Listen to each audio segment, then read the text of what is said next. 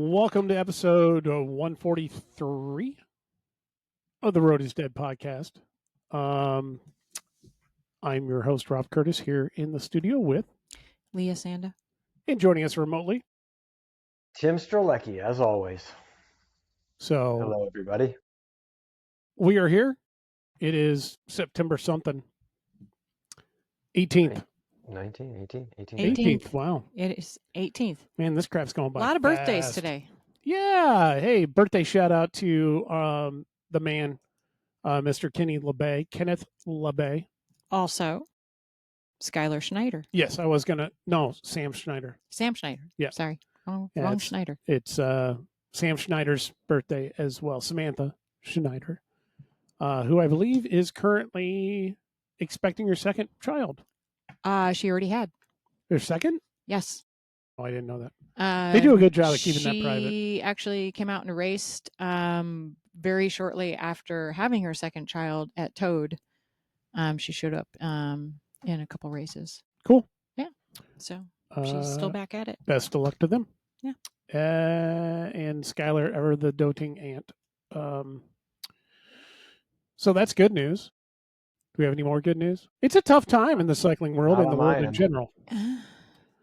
So we're trying to find some good news. Well, I did the thing that I said I wasn't going to do, I guess. You shaved it all? I raced in a cyclocross race last weekend. As Tim called me out on that the minute he saw me in a parking lot. Well, I just know how it is to, make a bold statement like that, and then, a month later you renege on it. Because either, if situation falls into your lap or you just miss it. Well, she had to do something with that $3 she won last time. Yeah. And the decision to make it was literally made halfway on my way to the mountain bike trails that morning. And got the trail update that said they're closed, which I thought might happen. And I was like, well, what the heck am I going to do? It's raining everywhere. All the trails are closed. I don't want to ride in the rain on the road. Well, what the heck? I'll just throw myself into a cyclocross race, and hopefully it's not horrible. And it wasn't. It was fun. Sounds fun. Sorry. Yeah. So apparently I can pull about 25 minutes of cyclocross effort out of my ass without a whole lot of preparation. That sounds uncomfortable. Which preparation do you use? Assume it's not age. It was a 45-minute race. The last half was me struggling to minimize going backwards. But that's all right. I still had fun. You're not allowed to go backwards on course. Yeah. You are not. Or I will yell at you. I love yelling that you can't go backwards on course. But that was that was what? Kenosha. Kenosha Cross. Yeah. Put on by the Kenosha Velo Crew? Yes. Is that their name? The Kenosha Velo Crew? Or Velocross was the name of the race, but the group putting it on. It's the group of juniors. Yes. That are always at the track. That race the track in Kenosha as well as Northbrook. Good organization, good crew out there. Yeah. I actually I made a day of it up there since I was up there, and actually took Kenny's advice because he was announcing up there, and went for a ride up to Racine and went to the lake and just kind of did some sightseeing after the race because I had nothing to be home for in a hurry, and I'm like, the weather was a lot nicer up there than down here. It was a lot cooler, so yeah, it's a nice day. That sounds fun. Sorry, I know you're salty, Rob. You're very salty that you can't ride bikes outside. No, I'm keeping it positive. That doesn't sound. Sounds fun. I can smell the sarcasm in there. It sounds fun. The stench is great, but okay. Yeah. I didn't get a chance to shower this morning. Know. Sorry. I know Tim's super salty on his race. I don't know if you want to talk about it. I don't know. I'm not salty anymore. It's just, I was an idiot, just got impatient and put my head into the ground and crashed 30 seconds into a race. And there's not much, there's no one to point fingers at other than myself.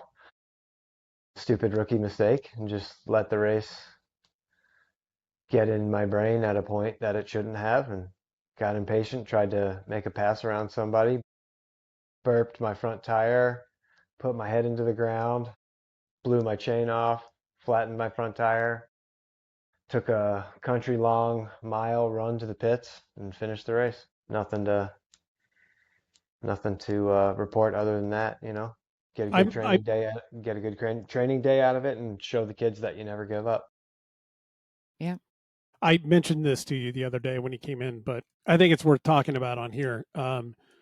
Whenever Tim has a mishap or he is in the lead and then not in the lead at any given moment, I am not there on the scene, my phone blows up.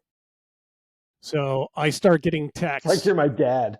It's like, I start getting texts and it's always, I don't know what happened, but he's not in the lead. And then this time it was Anthony texting, I think, for a lot of it. And then he was like, I'll go to the pits and see if he's on his B bike. I'll go to the pits and see if I can figure out what's going on. The second that information gets to me, it becomes, oh crap, is this one my fault in my world? Because obviously I only think about myself. No, we talked about that, and I told you if it was your fault, I would tell you it was your fault.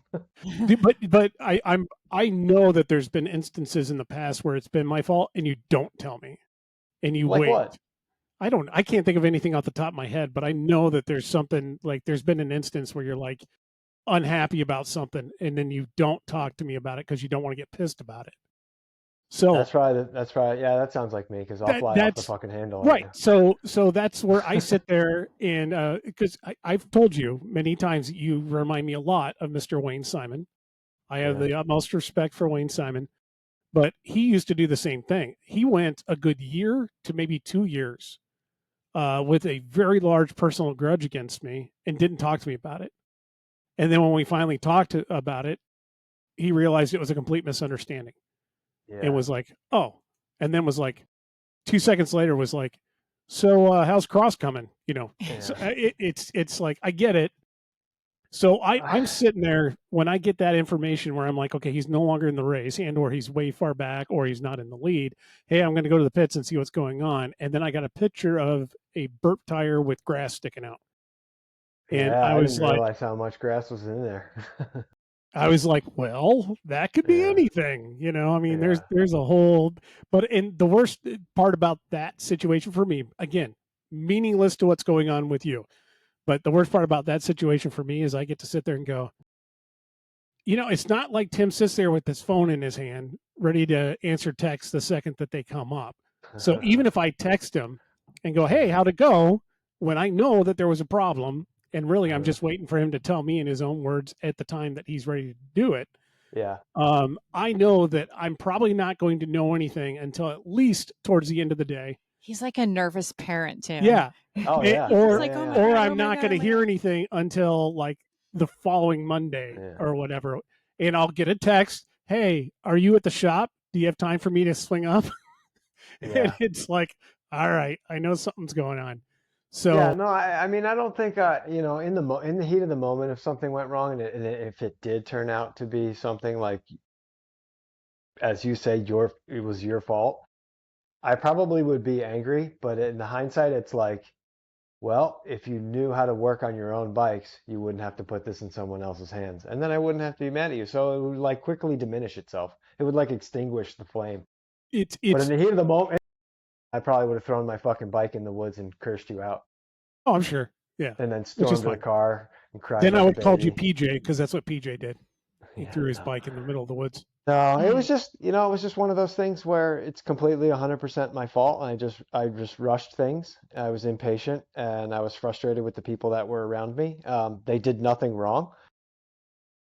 And I just made a stupid mistake and was on a portion of the track that I didn't actually pre-ride. It was a little further on the outside line. So I was going faster than I probably should have at that point, trying to make moves around people, and I ended up on the ground. And I'd like to take this second to apologize to any of my fellow competitors that if you are listening to this podcast and I did impact your race because I was the cause of that, I am sincerely sorry for that. And it was not on purpose. Again, nobody puts their head in the ground on purpose.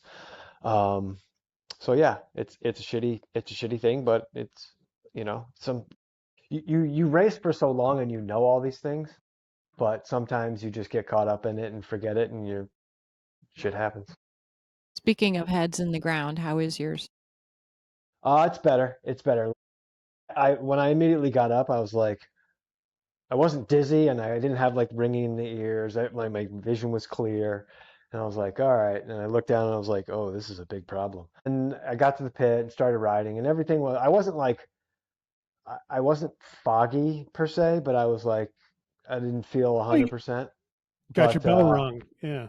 yeah, and Was some of I've that done kind it a of like, million times before.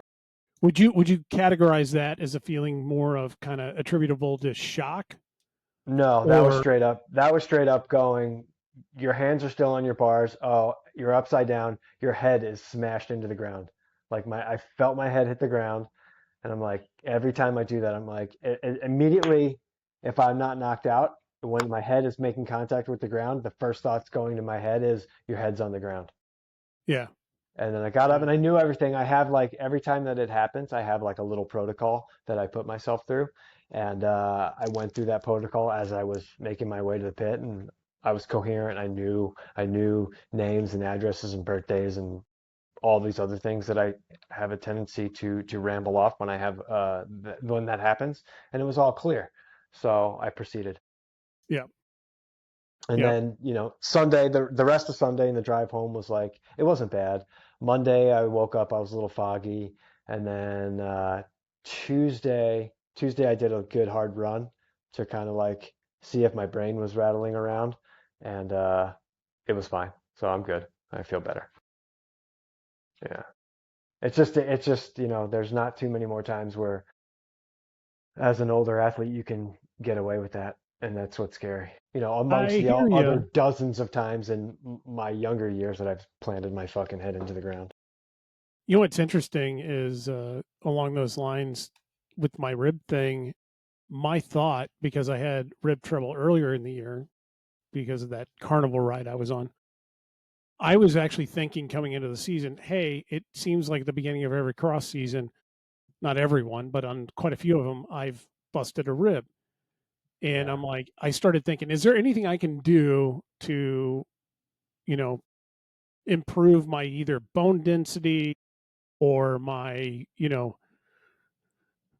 muscle structure around them to be able to absorb some of that, and I was starting to look into that, or even Hmm. some supplementation of some sort, starting to Yeah. look into that right when all that happened. So I'm kind of there with you. I'm kind of like, I need to be proactive about doing something Yeah. because of my age, Yeah. uh, Absolutely. so that I don't have this kind of thing happen again. Got to be like Leah and lift those heavy ass weights. Push I your don't weights know if I around. can. I Yeah, can never be an amazingly no, accomplished 50-plus-year-old I athlete. So I'll never be like I Leah. I kind of no, I stop that. I kind of made a little bit of a mistake in hindsight this year because I laid off on the strength work Yeah. in May, and I figured, well, I'm heading into race season with Toad, and my trainer would always make me come to the gym and at least do like a bare minimum set of everything. Yeah. I just let it all go.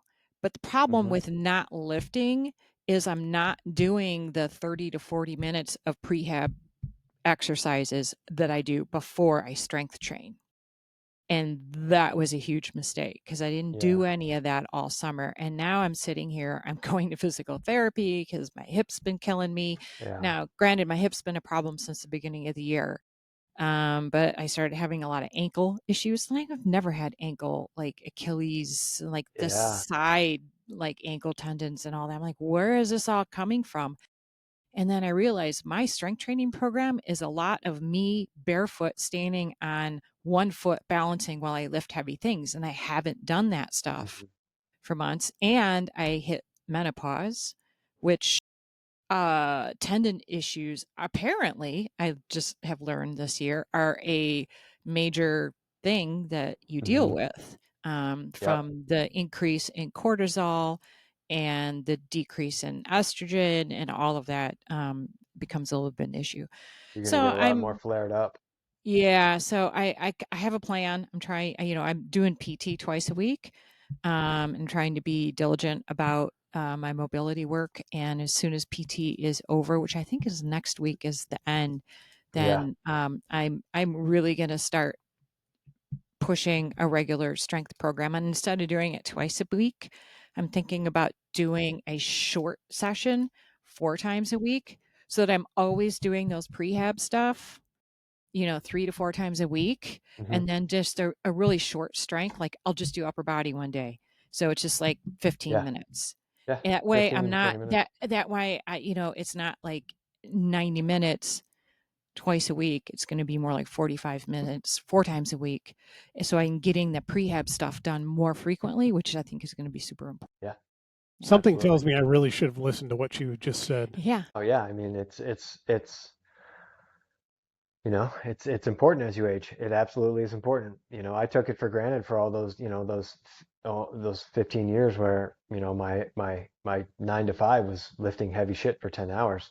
And like I've mentioned it a million times, I was strong as an ox. And then the pandemic came, I got laid off, and I still haven't, still to this second have not picked up weights. And it's finally to the point where I notice it. Like I'm noticing it. I won't say I notice it because I've noticed it months prior. But it's like you, like I have these injuries or these little niggles that are popping up out of nowhere. Like you said, you're having ankle problems. I'm having a left ankle problem, which is making starting in a cross race super fucking hard. So I'm trying to deal with that. And I mean, thankfully, the last incident that happened, I just walked away a little sore. It's one thing when you smash your head into the ground and simultaneously you hear your neck just cracking in like 5 different places. That's always freaky. But I got up and I'm like, all right, maybe that was, a little bit of the universe giving me some chiropractic maybe. But it's super important. It really, really is. And I wish I, never let that go. But I got a good conversation with Darcy about it, and we're gonna figure some things out. So next time you see me, I would be fucking pumped. It sucks too, because I really like enjoy lifting weights. It's like I don't find it boring. I don't find it monotonous. It sucks in the beginning. In a routine. Yeah, it sucks in the beginning because you're like, oh my God, I'm so weak. But then when you notice like you're making gains and you're getting stronger and you see the benefits translate into your passion like cycling, it's like, oh wow. Like I went to physical therapy one time because I had an injury, and I was doing, clams just with a resistance band, right? Strengthening your adductors. And I did them religiously for a month, 3 times a week or whatever. And I was like, wow, I can really feel this on the bike, and like how it, strengthening those muscles really help you generate power into the pedals. And I was like, why haven't I done this before? And it's so simple. You just lay there on the floor and do it. The years that I spent concentrated time on core work, I felt amazing on the bike. Absolutely amazing on the bike. All your power is generated from your core. Win whatever you do. Now I have no core strength and a flat ass, so Ooh. I I know. You'll get back there, Clark. Sure, whatever. Be nice to get on a bike. Anyway, hey, your bike's sitting on the trainer. I guess I've been on the trainer. Like I was on yesterday and the day before. But something. No, it's not ideal. I'm not sitting there doing like huge, whatever efforts. It's better than nothing. Yeah, that's what I mean. It's better than nothing. And you'll be cleared to ride when it's fucking 20 degrees and snowing. I'm not going to go back to a doctor, so I'm never going to be cleared to ride. I'm just going to start riding again. So that's they said fault. 5 to 6 weeks, and it's been 3, almost 4 weeks. I am to the point where it feels amazingly better and almost normal. Yeah. Almost normal. I actually, Leah can attest, I sneezed downstairs. He had this look of panic on his face too. If he sneezed, he was like, oh shit. And he just like stopped there for a minute and he's like, oh, I'm still alive. Not It's so the bad. third. I made a Facebook post because I sneezed last Saturday, Uh-huh. and I was thinking to myself, I have been actively. Have you ever tried to actively not sneeze? Oh, it's Uh, terrible. and and Pinch I'm your the kind of nose, you're like, person ah. I absolutely love to sneeze, and I have one of those dad sneezes, where it's like, oh, achoo, and it's the Yeah. loudest thing in the world. I love to sneeze. Um, I was not able to, and I sneezed once near the beginning of all this happening, and Yeah. it literally put me right back into the really shallow breathing that happened right after the wreck. So, Mm-hmm. and it was so painful, and I was just like, I don't want to do this again. So then I was sitting outside listening to live music on Saturday, and right down by the river, and something got in my nose, and it was too quick for me to react and sneeze.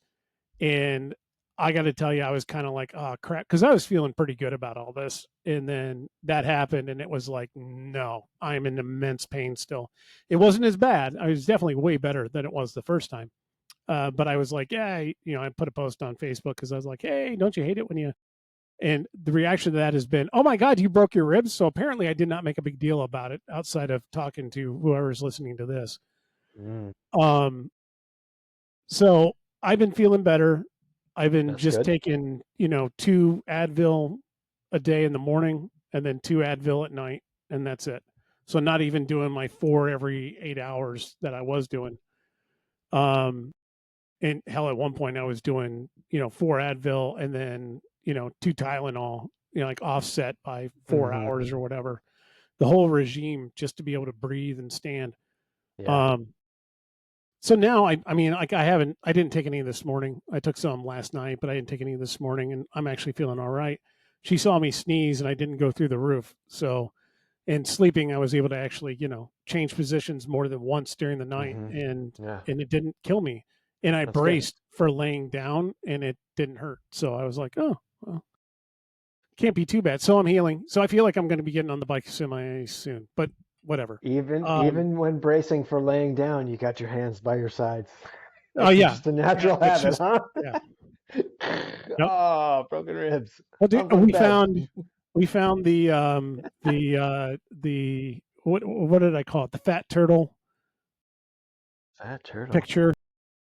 Yeah, there's a picture of me at a when I hit the deck at Jackson Park 14 years ago is what I think I said.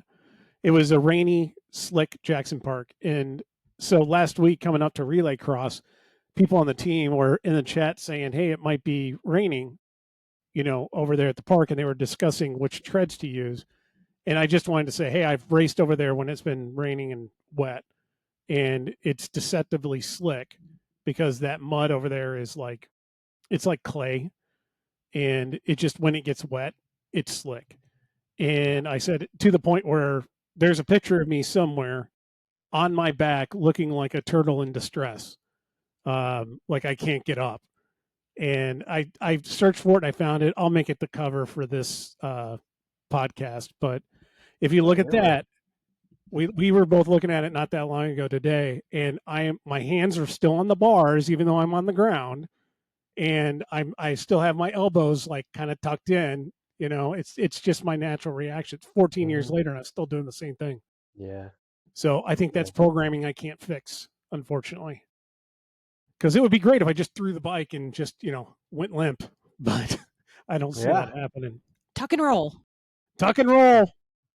So knowing how to crash is part of the equation. or knowing how to avoid crashes. That's also the other part of the They're equation. Equally as important. Yeah.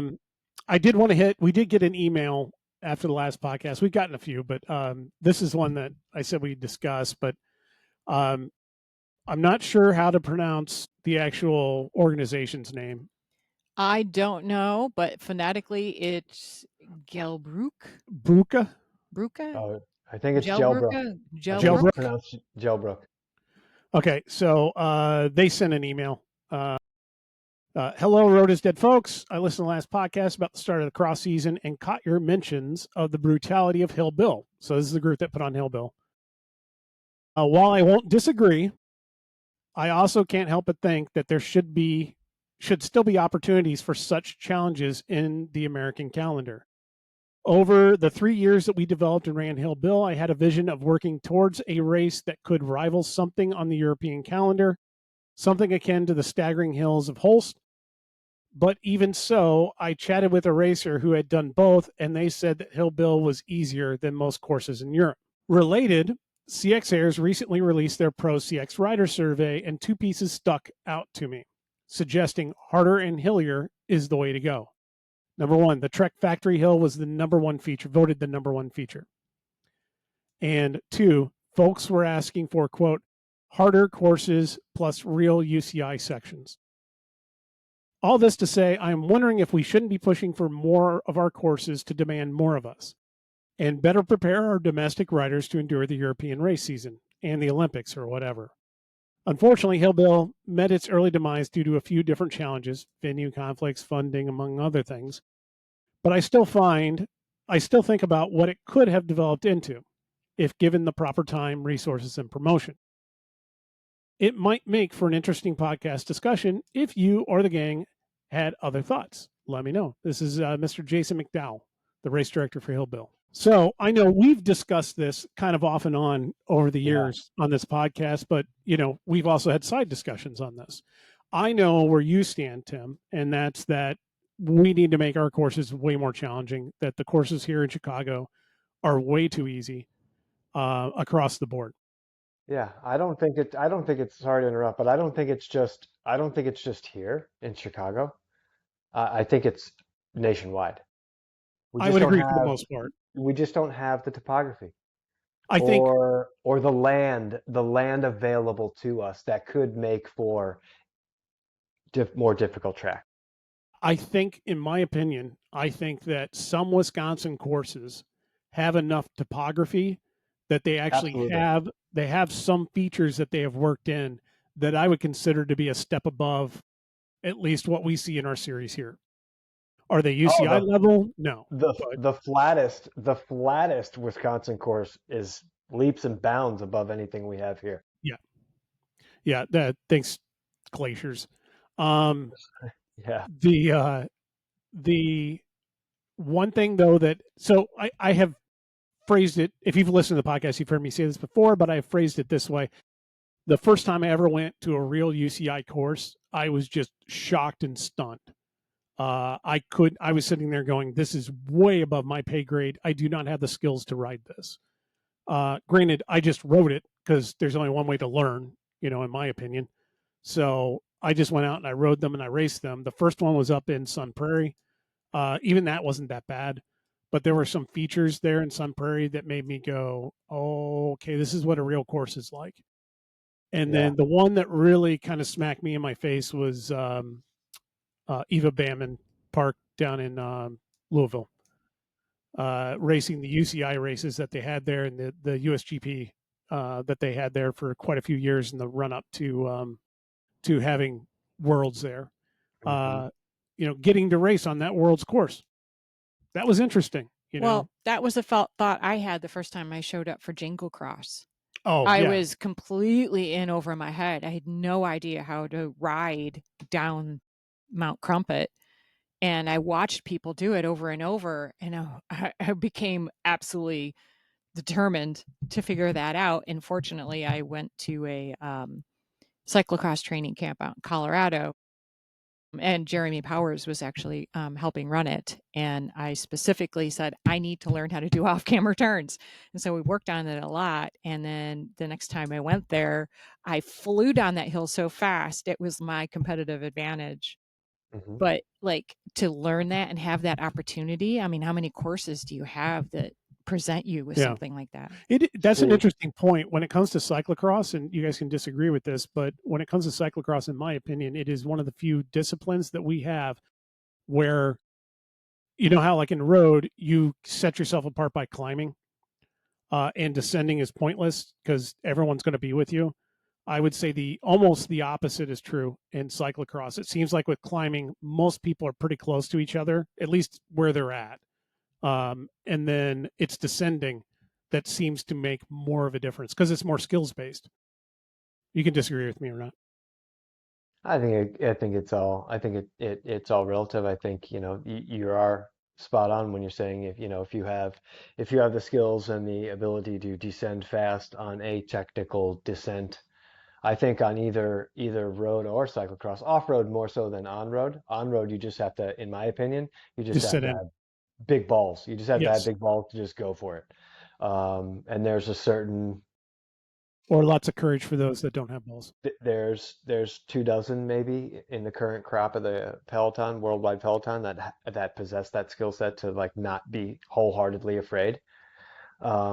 But yes, it definitely is an advantage to have descending skills off road in your back pocket, and to be able to do it well. Like the two times that, or not two times, but the multiple times I've raced track and the multiple times that I've raced jingle cross, there's been a few opportunities in there where the Masters field goes after the UCI practice. So they would, in a couple iterations, didn't close the UCI course, meaning that my Masters race got to race the full UCI course. I've done it at Trek and I've done it at Jingle Cross. And I didn't find the Trek one to be super hard. I mean, that one descent that's completely off camber into the very bottom of the backside by the loading dock, that one was a little sketchy at first because we'd never hit it in pre-ride because we weren't allowed to. So having to hit it, in a race scenario was a little eye opening, but it wasn't that bad. At Jingle Cross, I was like, wow, there's a lot of climbing here because you got to do that long back hill climb, and there's a lot more that goes into the UCI course there as comparatively to the amateur course. So it was cool to be able to do it, but I do agree that we need more technical stuff. Yeah, I remember, to your point, being at Trek, the first time that, I don't know if it was the first time that we were at Trek, but regardless, it was one of the first years where they really integrated pro only sections and Yeah. kind of developed the course as it is now. Like it was the first year of Factory Hill, and I remember when I got there and I got on my bike, they had the pro sections open, and I may have jumped on during a UCI preview time, but they weren't as regimented or back then. It Yeah. was kind of open because it was still kind of not super well attended. Um, and I was able to get in on that section, and I went down by the loading docks, just the descent down into the loading docks, across, and then up the run up, the way they had it that year. And I had no idea it was the pro only section. And I literally sat there going, I'm going to die on this in a race. If I have to race on this, I am going to hit the pavement at the bottom of this and I'm going to slide out and I'm going to be dead. I was able to ride half of that run up and I was like, this is really steep. Do they really expect people to ride this? So, I mean, it was, I remember later looking at it going, oh, that wasn't for us, and I knew what pro only sections were. They did it at Sun Prairie, back in the day, and they did it in Louisville. It's not anything new. It's just that I didn't realize that particular section because that night I was sitting there talking about it with people and I was like, man, that section is really going to screw you guys up and X, Y, and Z. And everyone's like, what are you even talking about? Dude, that's not Yeah. even in our race. Yeah. So I get it. I do think that we need it. I think we need difficult sections. We're not going to You get it. all can agree with me or disagree, but when we design our course in particular, and I bring up our course because we do have the terrain to be able to do a lot of very difficult things on at our actual race. There are years where people are like, Rob, you're sadistic. You've thrown all this hard stuff at us, whatever. You guys know that when we're setting our course, I almost always am like, it can't be too hard. We could easily go out there and make a course that would kill everybody. That's what I want to do this year. Well, I want to do what I always want to do is I want to find a balance where there's enough easier sections for recovery. So it's not just punch you in the face the whole time, but have one or two or three really hard and technical features, kind of like the sweeping switchback that we had off camber by coming down by the lake last year. You know, that was one. And then you had one or two in the middle section. Do we do it where there's a bypass for different categories so that you have like kind of like a pro only section? I don't think so. I think with the kids, you got to learn it too. And some of these kids are going for national championships and stuff like that. So I think it's a tough call, because if you make it too hard, like, and they only people get hate 20, it and they won't show up. Right. I'm speaking kids specifically, not the whiny adults. I don't care about that. Well, they're just big kids. Yeah, I'm talking about the kids. Like, they only get 20 minutes in our series. Some of those kids will take 25 minutes to do a lap if you make it too hard. And that's not fair to them or their parents that have taken, invested in their kid and trying to get them to like this sport. So I do think with the juniors and the younger juniors, there needs to be a shortened track for sure. Not necessarily. Well, true, because some of the juniors that are better, more experienced, because they just race up in a category, and they should, right? Yeah.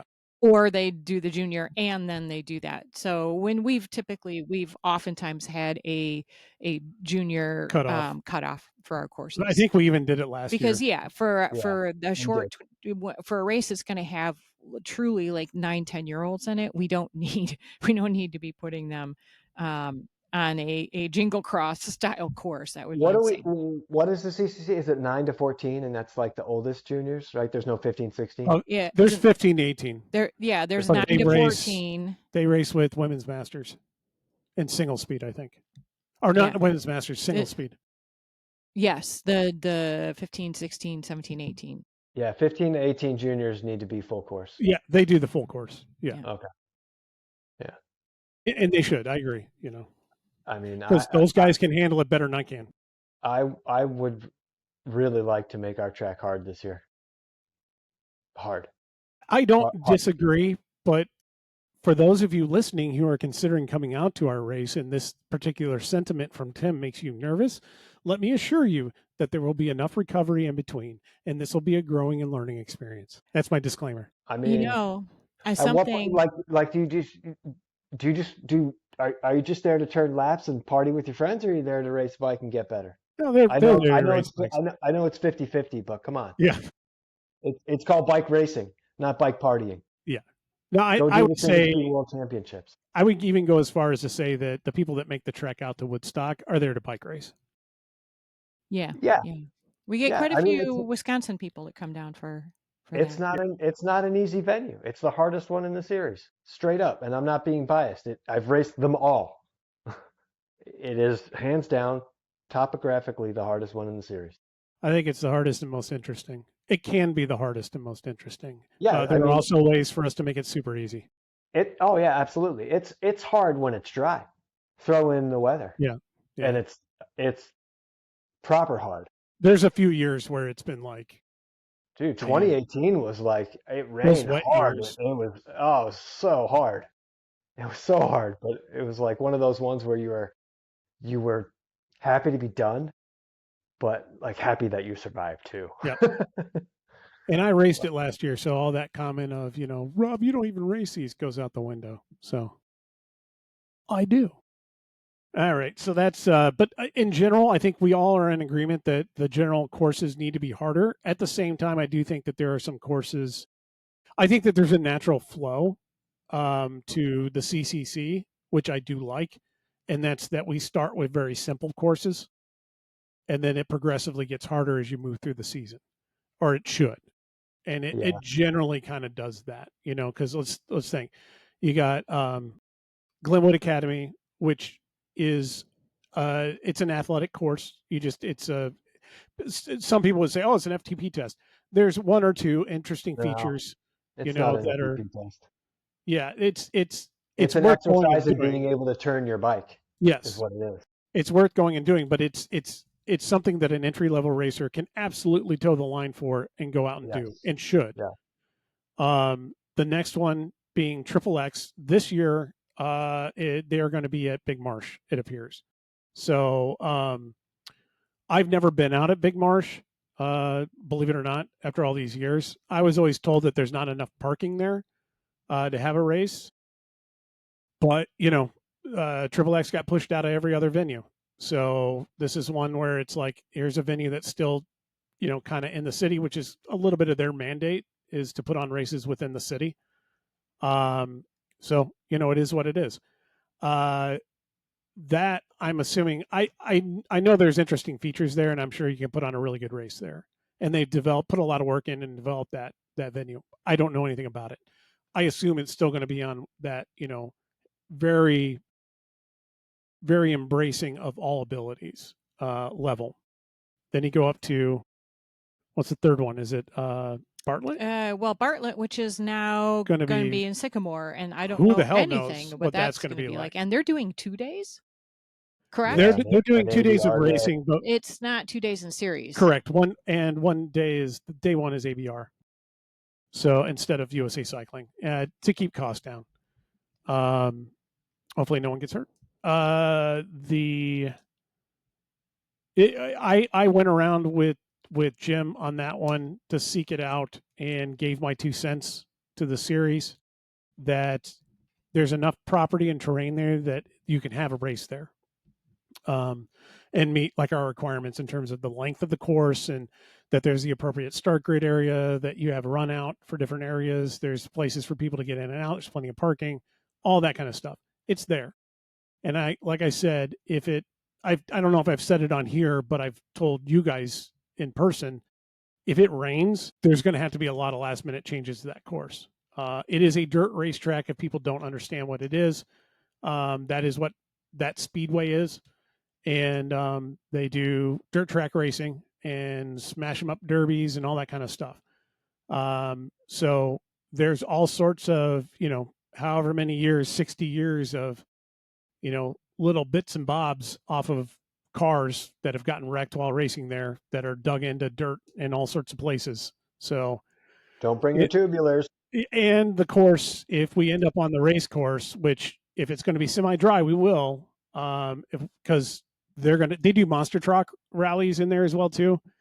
And the guy running it basically told Jim that he can make anything that we wanted.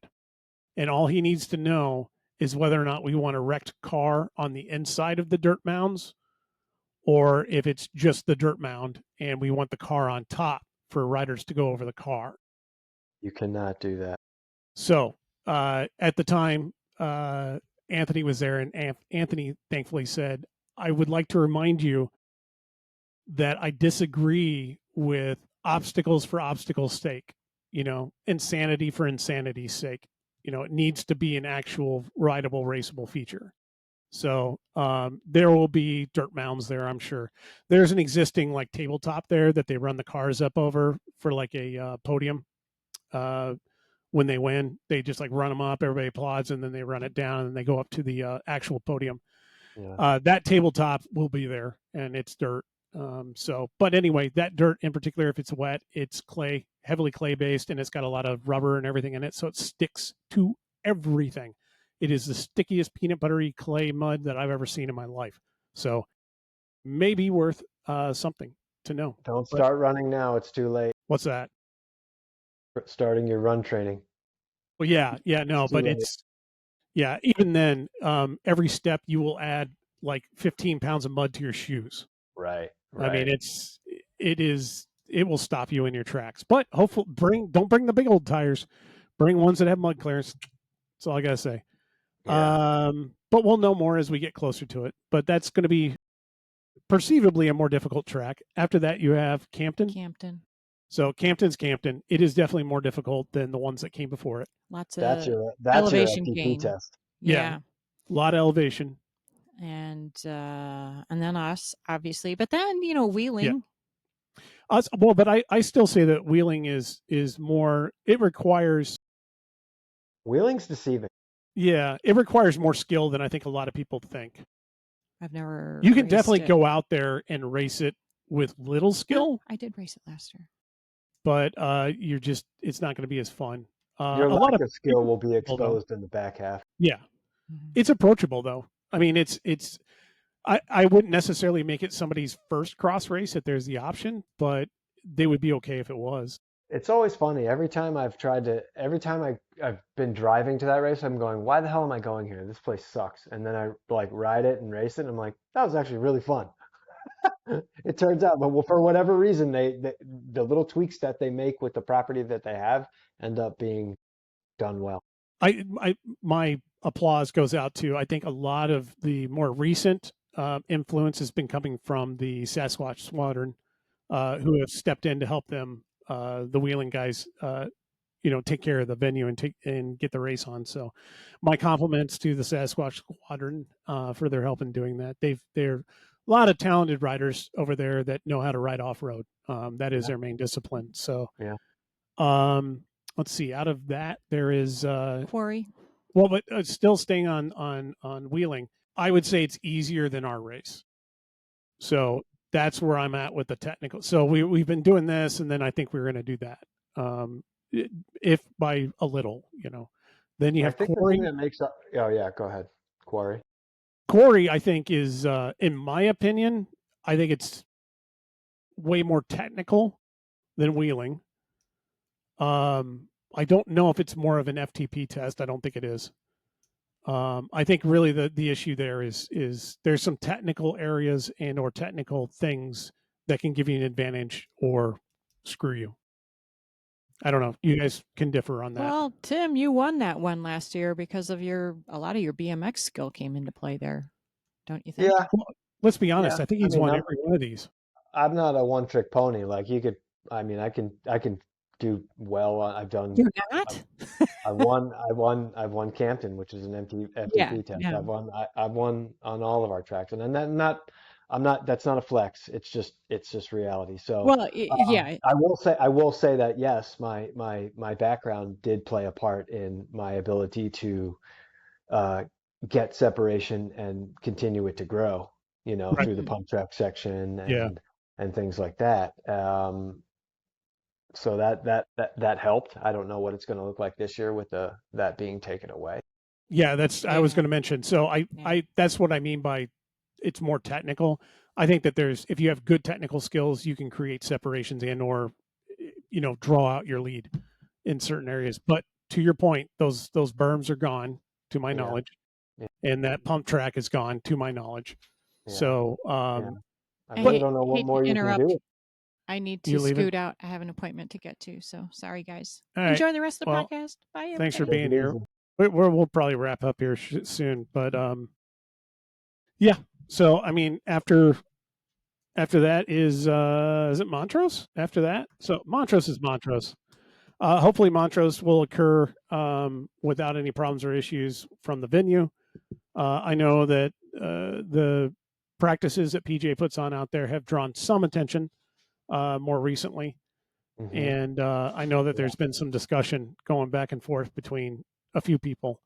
Whoever the park administrator is over there goes in and out of really having a bone to pick with people about, the damage that's being done over there. I will say, listen, I understand. If you're in Chicago, you don't have a lot of places to go and practice cyclocross skills. And they got a ton of places. They can go anywhere. And no, I'm not discounting you. Yes, the parks are probably more stringent. But if you're an individual and you're out there training by yourself, you can go anywhere. You can go pretty much anywhere. You can go anywhere. Yeah, you can go to any park. In a big group setting, probably not. Right.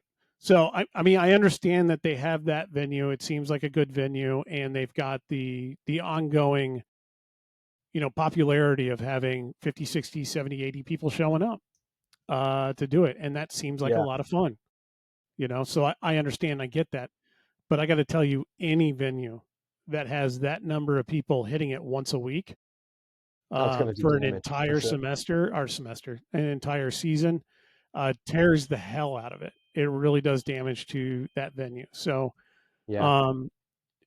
I'm glad it's been able to go on this long. I'm not saying anything's happening to it, but I think we all know at some point, the wrong person is going to get involved, or the wrong thing is going to happen. And you hate to think it, but somebody's probably going to be like, find somewhere else. to go. Oh yeah. Unfortunately, that's probably a definite. I really wish Caldwell was still available. That was a really great park.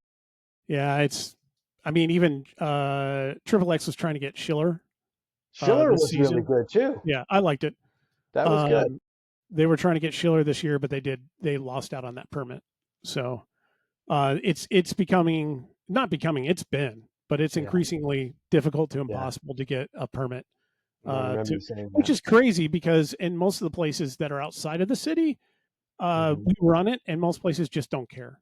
I will say that Sunrise Park has a lot of expenses associated with it, and it always required a lot of money in all this for restitution when there's never really been serious damage done to it. So that's part of what's played into the decision to go out to Sycamore this year. But the other part of it is the construction that's Yeah, supposedly happening around the park, near the park, in the park, whatever. yeah. So that's our series. I mean, Wisconsin. circle back around just to what the gentleman from Jailbrook said. Like, I raced that race. Well, I only did that race one time, and it was proper. It was proper hard. Like, they had a ski hill that you had to climb every single lap, and there was other, punchy short bits and technical descents. Like, you climbed all the way up and had to descend this, beat up, ski hill, and it was proper hard. Like, it was proper hard. To the You never point did it. to the point where I was even like, God, this is masochistic almost. Yeah. You never did it, but we had a race at Norgie, Yeah. ski jump, for a few years, and Scott McLaughlin, I want to say, guy engineer at Trek. Um, I believe I was told at one point was the guy that came up with double tap. But he raced our series all the time and would win. He was usually a leader overall winner of the top men's race or whatever for the series. He came out and raced it, and he used to. This is back in the era of blogs, and he made a blog post about it, and basically said that it was the closest course he's ever ridden in the U.S. to a like a Euro cross style course. Now there were a lot of things I didn't like about that course. We didn't have a ton of land to deal with, and the access for getting riders in and out and having them flow and go the right directions and all that was very limited. Um, and we couldn't get on the ski jump, of course. Um, Yeah. we Or were the hill, allowed to the go landing up. hill. Well, we were allowed to go up the hill through the woods, which Hmm. we never did because there was no good way of descending it. Okay. We couldn't close the roads to do the descent there, and so I mean, Right. it Right. presented a lot of logistical issues that I think Yeah. if we had continued with it over time, it would have become okay. But it's another situation where after a few years of doing it, that organization looked at it and said, for the amount of money that you're paying us, it's really not worth our hassle to do this. And they basically said, well, if we continue to do this, we're going to charge you more. And we were only having like 150, 200 people showing up to that. So it was like, yeah, Yeah. It's not this worth isn't it. going to work, guys. Yeah. And we were already, burning everybody out by doing 2 races in the same month, which meant 2 cleanups in the same month and all sorts of Oh stuff. yeah. Yeah. It's hard. I mean, it's hard. You look at tracks that are, like tracks that are on the USCX calendar. They're hard, but nobody really is there to experience them other than locals to that part of the country, really. Yeah. And that's Nobody. where, if anybody can get anything out of this and you're not like in our area or what have you, seek out the big races regionally Yeah. and go to those races. If you're somebody that fancies yourself to be a cyclocross racer, you don't have to be a good one. But if you think you're a cross racer and you identify as a cross racer or see it as a serious part of what you enjoy, I highly encourage you to seek out any regional UCI race that you can get yourself to feasibly. To that end, Anthony is going out to Charm City this year, and that's going to be a. He's been to plenty of UCI races, but this is going to be his first time racing one that I think isn't. I think he raced Jingle. So Jingle, he did Jingle, and he's done track. But I'm not sure if he's done any others. So it's definitely the first time he's gone to Charm City, but he's got relatives that moved out there and have a place that he can stay at and have an ability to get him in and out of the venue. So keep your eyes open if you're in that area, are going to be at Charm City for our man if he needs some help or needs some mechanical assistance or what have you, because I'm not going to be out there. My first race back, I'm still not sure. I kind of want to do Glenwood, but that's next weekend, and that will be 5 weeks on the nose for me, like day of the race. So I think that's pushing it. I definitely won't have any skills at that point, let alone being able to pedal a bike and get on and off of it. So I'm kind of really hesitant on it. I might take a pre-lap and see how I do, and then register if I feel like I can do it. But I have the next weekend's Trek, and I can't do Trek. I can't do that venue without practice. And then Grass Farm up at Inglewood. I can't do Inglewood. I mean, I might be able to do Inglewood now. We're 3 weeks out, so maybe I could, because that's really more of a just climbing course for me. The technicality of that course was just fine. I enjoyed it. But there's those log sections in the center and stuff would require a lot of me getting on and off the bike, which could still be awkward. Anyway, like anybody cares what my schedule is. But I should be back for the Triple X race, is what it looks like. That may be my first race back. So it'd probably be doable. It shouldn't be too technical. I don't think I've never been to Big Marsh, but it doesn't look like I don't anticipate it being very difficult. It's very I know this word is overused, but I'm pretty sure that Triple X will design the course to be as inclusive as they can for riders of all abilities. Speaking of trying to get to regional races, if you were near the West Coast, you need to check out the what do they call it? Big Bear double something, double cross. Yeah, it's Bill Bear and down Jess. double cross. It's Bill and Jess are out there at Big Bear Zoo or National Park or what have you, and they're running a first year race out there. So go out there. It's 2 days of racing. Go out there and enjoy yourselves. Let's see. Shimano introduced a new pedal, or two new pedals, XTR level, one with a thing, one with a platform, one without a platform. Sorry, my son just started texting me and he never texts me, so I wanted to look at it real quick. So that was introduced today. SRAM introduced some, I don't know, some throwback kit of some sort, 1987, and they're branding it, and it's in memory of their, I don't know, first year. Yeah, well, their first year, they didn't come up with a grip shift group. It's apparently just a version of the group, one of the groups that they put out now, just with different graphics, I think. But it's limited edition. There's only 1,987 of them. So this reminds me of, I don't know if you remember Red Yellow. So they came out with the Red group. And then a couple years later, during the tour, they came out with the yellow version of the Red group. And it was the exact same group. It just had yellow graphics on it. But, it was a whole new thing. And that's what they were riding in the tour, Anything to make money. I'm pretty sure that was the same year that, what was it, Froome? No, that was back when the Schlecks were racing, I think. But I think one of them dropped their chain on one of the mountains. And then Contador attacked him and then ended up winning the tour. Yeah, and that was, SRAM yellow. Or red yellow. Yeah. Outside of that, it's I don't know how to phrase this one because we're staying positive for this one. Well, we're not doing any of the big negative stuff that's rolling around, but I heard a rumor. It's an unsubstantiated rumor that I got today. I don't want to say unsubstantiated. It's been substantiated, but not to me directly. There's been a pretty decent sized layoff at Trek with people on the inside. I guess that's all I theoretically know. I was told it affected more than one department, and I know of supposedly one person in like bike development and one person in what we would have thought would have been accounting. I have not checked in with any of the people that I know, the people that I know that work there, because sucks. I don't want to, but because I don't want to hear anything bad.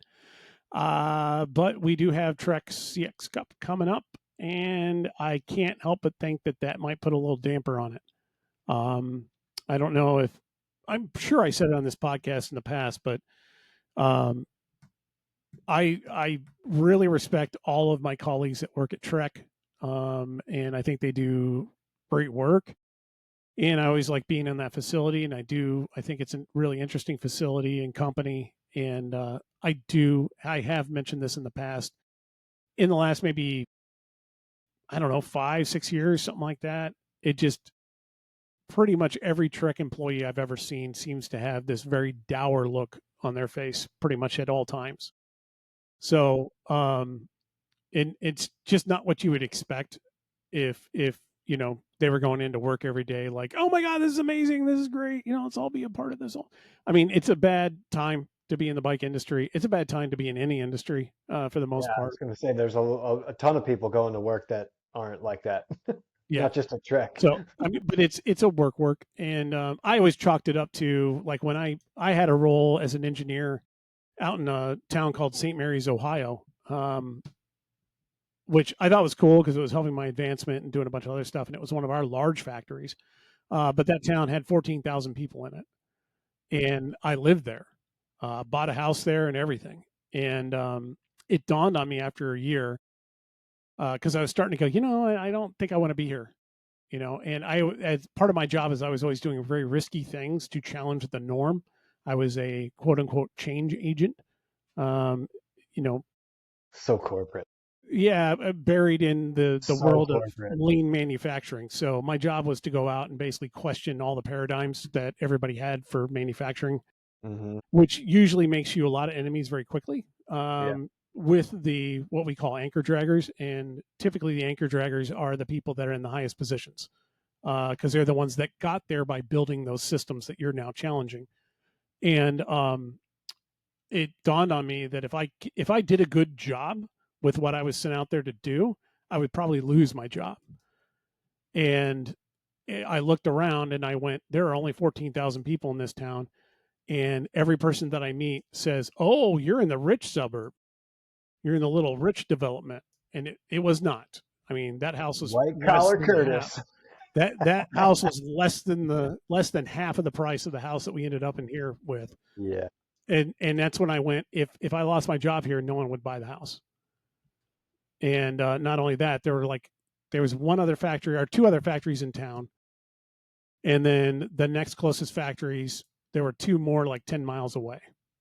Luckily, that area of Ohio, I probably could have found a job in another factory, but it would have been a little bit further south because there was a lot of suppliers for the Honda manufacturing in like Marysville and all that. So, I mean, there would have been options, but it would have been a great financial stress to our family, I'm sure. So, yeah. And so when I started noticing that at Trek, I started going, if I was working here, I would kind of feel the same way as I did out in St. Mary's when I worked there. If I was doing a white collar job at Trek, I would kind of be like, I am in Waterloo, Wisconsin. Granted, it's close enough to Madison that you have options, and it's not necessarily the end of the world. But if you actually bought a place near Waterloo, you got to be thinking, okay, I'm here. I got to make the best out of it. Yeah. So, like I said, once again, I have no direct knowledge. I didn't see any freaking memo. I haven't had people calling me saying this or that. We've heard news in the past of Trek not necessarily doing great in different times. You hate to see it. I've seen, and not to say it's just Trek, I've seen a lot of really bad stuff about Giant, where they're at right now. And, you've seen there was a lot of closures and layoffs at BMC not that long ago on the U.S. side. And I know of a lot of people in the industry that it seems like a lot of my reps are changing jobs very quickly, like losing lines, picking up a different line, so on and so forth. So it's just the whole economy is there, and it's being reflected in the bike industry, I think. So you'd like to think that behind any changes like this, there's going to be good things coming because they are quote unquote right sizing and or going down the avenues that maybe they should in order to help develop or build the business. So, and there's been rumors about Specialized for a few years now. I don't think they're doing Oh, there was a layoff at Specialized not that long ago. They closed down. They bought a building to be like an innovation building or something, I want to say, in Colorado. And it was one that was going to be, I don't know, some other companies. Pearl Izumi, I think it was Pearl Izumi. Back when Shimano ended up buying Pearl Izumi, I think, and then they closed down that building. They never occupied it, I think. And then I think Specialized went into it. I think they're closing that down. So, and then they lost a lot of people. But that was also in that, like, one of those, for lack of a better term, out of touch corporate, like, not out of touch corporate, but like, there are a lot of people in the business world, especially in the corporate business world, who want to talk frou-frou about everything that goes on. Like, well, we're a dynamic company and we're upsetting the norm and we're thinking about these pie in the sky ideals. We really need to focus on the ethos of this and, what's the aesthetic of this. And the reality is you got to make stuff and ship it and get paid. And if you are not directly involved with making stuff, shipping it, and getting paid, then you are on the block. And that's the way it will always be. I know most creative people understand that if they have careers in creative. But this is also people that aren't even on the creative side. They're just people that are either just enthusiasts that got jobs in the industry. It's like, guys, if you're in the industry and you've got that kind of role, man, I'd polish up my resume right now. Not to doom and gloom everybody. Sorry. But we're pretty much at our limit. So not doom and gloom. It's reality.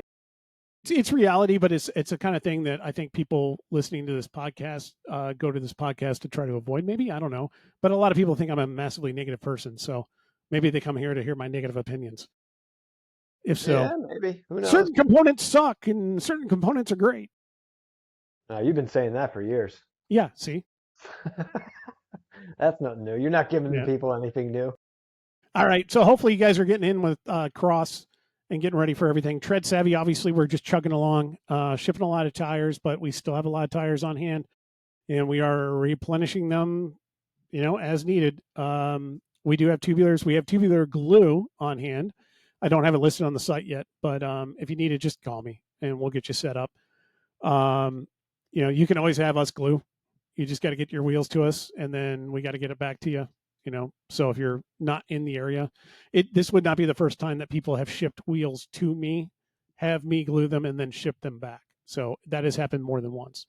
So we do glue. I may or may not do a new video on gluing tires and whatever. And, Challenge made a big thing. Maglia Rochette won Go Cross. And that was a good video. She did it on, I didn't watch a video, but I almost sent it to you. I just saw, why? Was it just for good racing or? No, go ahead. Tell your story. Well, Challenge made a big deal over the fact that she did it on TLRs, tubeless. So the handmade tubeless tires. And but then they sent the marketing email out, and it was like she used TLRs this time. Most of her lineup is tubulars. And most of her racing will happen on tubulars. But she did happen to use TLRs this time. And then they went on to do you pick tubeless or tubulars? And, that age-old debate I know we've covered on this podcast more than once, and I will say it once again, it still hasn't changed. The technology with tubeless has gotten way better, absolutely way better. I won't argue with it. I'm not going to point at Tim and his experience this last week to say that wouldn't have happened with the tubular. But maybe it wouldn't have happened with the tubular. We don't know. Not that severe, but you know how many tubulars I've seen roll off in the same situation? Sure. So I will always say this, though. tubulars are in cyclocross are what you race if you want the best in performance, pretty much across the board. The only discussion is whether or not the trade-offs that you have to make to go to tubeless are worth it. That's it.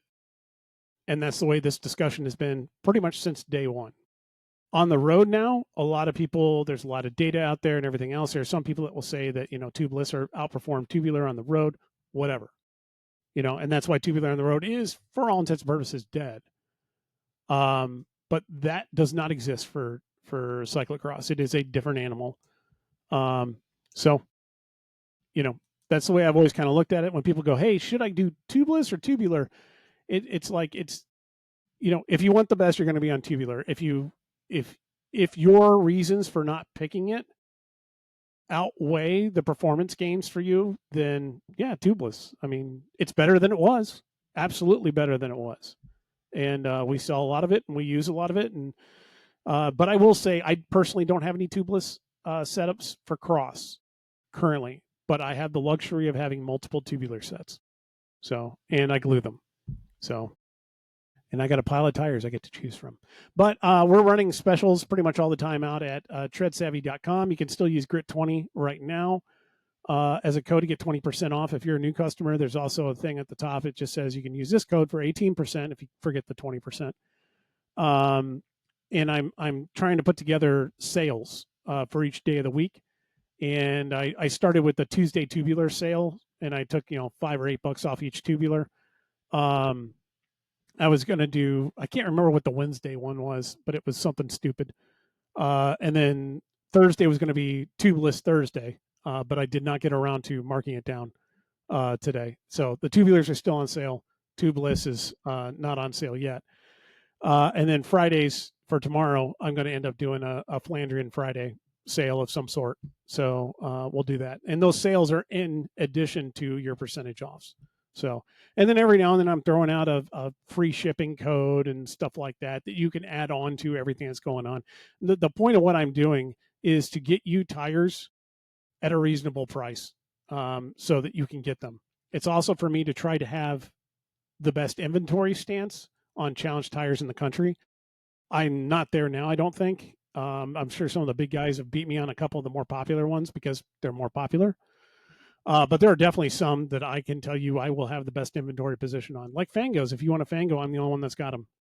I can tell you that. And then there's some others. I got most of the 38 Grifos that are in this country in tubulars. And a lot of the tubeless stuff I have too.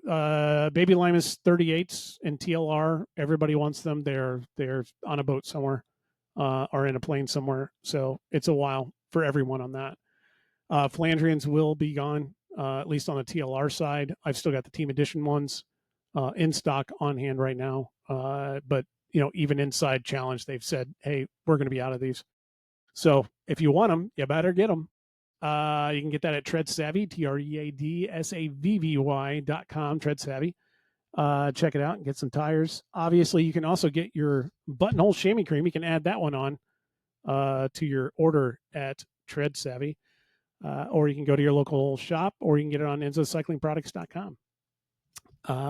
Then, obviously, if you need wheels, hit up Simet.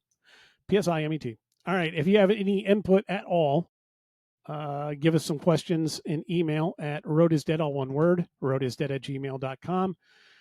Questions that you want answered, things you just want us to discuss, things that you want to tell us about how horrible human beings we are. It wouldn't be new.